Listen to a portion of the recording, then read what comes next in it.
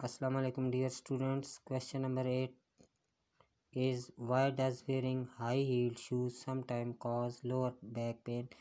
کہ کبھی کبھار جو ہم ہائی ہیل شوز پہنتے ہیں وہ کبھی کبھار ہمارے کمر کے بیک حصے میں لوور بیک پین کا سبب کیوں بنتے ہیں؟ تو آنسر از کہ it totally depends on center of mass of a body. Centre of mass of a body پہ اسٹیبلٹی، کسی باڈی کی اسٹیبلٹی جو ہے وہ سینٹر آف ماس پہ ڈیپینڈ کرتی ہے.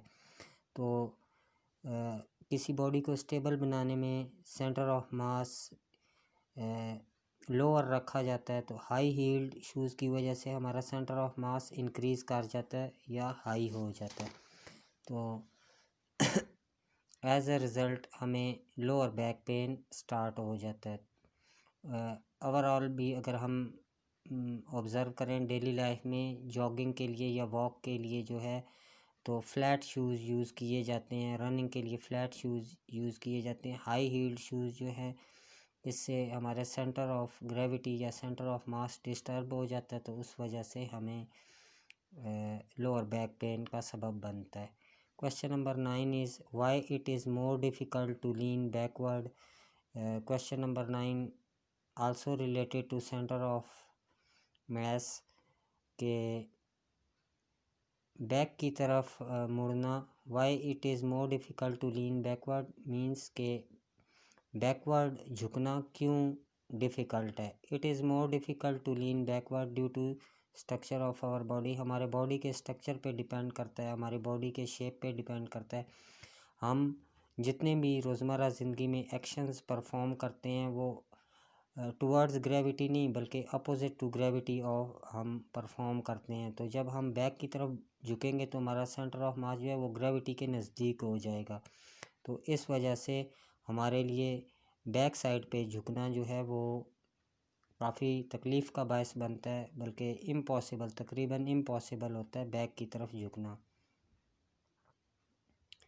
Question number 10 is can a single force be applied to a body change both its translational and rotational motion. Question number 10 is کہ کیا سنگل فورس باڈی پہ جو اپلائی ہو رہی ہے وہ اس کی وجہ سے ٹرانسلیشنل اور روٹیشنل دونوں ٹائپس آف موشنز پاسبل ہیں؟ یس.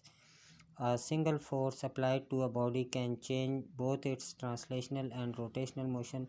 اس کی وجہ سے دونوں موشنز ہو سکتے ہیں. For example I have taken example of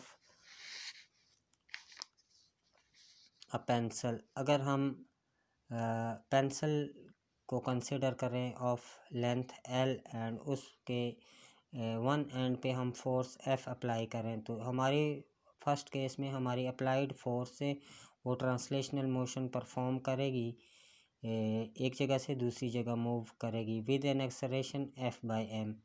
second number پہ جب اس میں سیکنڈ کیا ہوگا، ٹرننگ ایفیکٹ پروڈیوس ہوگا ہماری اپلائیڈ فورس کی وجہ سے، تو اس میں روٹیشنل موشن بھی آئے گی.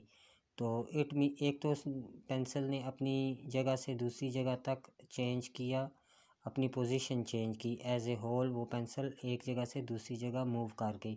اور سیکنڈ نمبر پہ اٹ آلسو روٹیٹس، تو اس میں ٹارک بھی پروڈیوس ہوا، اس میں روٹیشنل موشن بھی پیدا ہوئی. تو اس وجہ سے a single force is able یا capable of translational and rotational motion. both types of motion ایک single force کی وجہ سے ہو سکتی ہیں.